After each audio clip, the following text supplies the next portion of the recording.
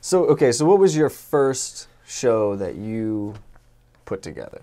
The very first thing I did at Hoff was actually with Juwala. It was like a week before Rockin' the Lockin', and Ish like really wanted to do like a pump up show for it the week before, and he couldn't find a venue, and we ended up doing it in the loft. It was like Spaceship and Juwala and some other, I forgot who else played, but I had a guy bring in, I subbed out the sound. Actually, they took care of it.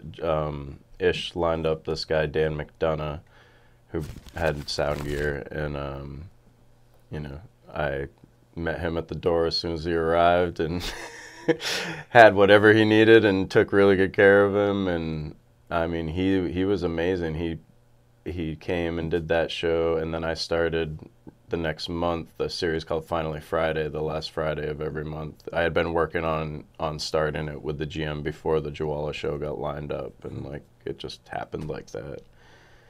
But the Juwala show was cool. I bartended it. I was the only bartender up there, and you know it was free, so we didn't have like a door guy or anything. And Dan did sound. It was a good time. And then I had him do sound for the first 2 or 3 Finally Fridays. He started getting really busy. He's like, I can't do this next show. And he was, he did sound for the open mic at Carey Street on Tuesdays at that time. Okay. So I just shadowed him. I went like, I would show up in my paint clothes, like straight from paint to Carey Street, help him set up, watch him mix for a half hour, go home and sleep. And every Tuesday I did that for like 2 months, and that's how I learned how to do sound, like between shadowing him and then subsequently being in the darkroom every night for a whole year, you know, mixing whatever. Yeah, and mixing whatever is right, because you had a... Because there was no darkroom when we started at the Hoff. What was it? That was Uzurv, the UZURVA. It's like a tech group, and they do ride sharing, or they used to. I don't know if they still do since Uber and Lyft are so big much now. Better served as the darkroom, I think. Yeah, it was office spaces, and there was no stage or anything.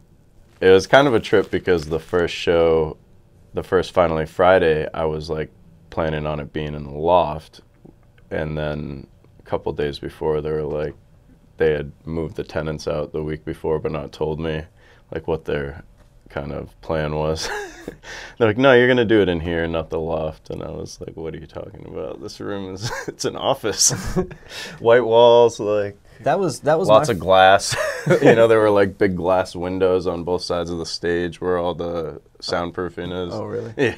It was a nightmare. Yeah, that was like my first experience at the Hoff, was going into the dark room and seeing like hip hop shows, which is, you know, something else I wanted to touch on is like you end up putting on a lot of different kinds of genres and different artists, like, and you know, booking agents or production people, but do you try to have like that much variety, or is that just what you listen to? And so yeah, I listen to good music, man.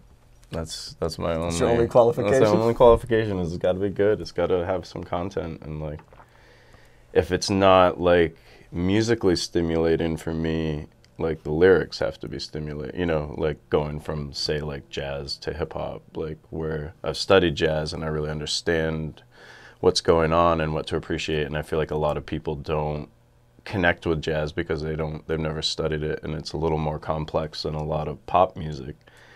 But then like listening to something like hip hop or say EDM or dance music where it's not really,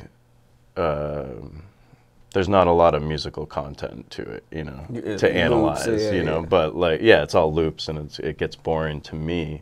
But like, say, the experience of being at an Afro Beta show, like that overwhelms anything about like content to me, you know, it's all about, it's the whole package, the experience, like.